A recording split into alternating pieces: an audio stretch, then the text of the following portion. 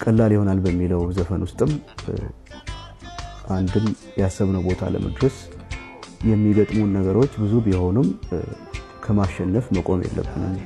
የሚያጋጥሙን አስቸጋሪ ነገሮች ሁሉ ጥንካሬ እየሰጡ የሚያፈናጥሩን መድረስ ወደምንፈልግበት ቦታ ነው።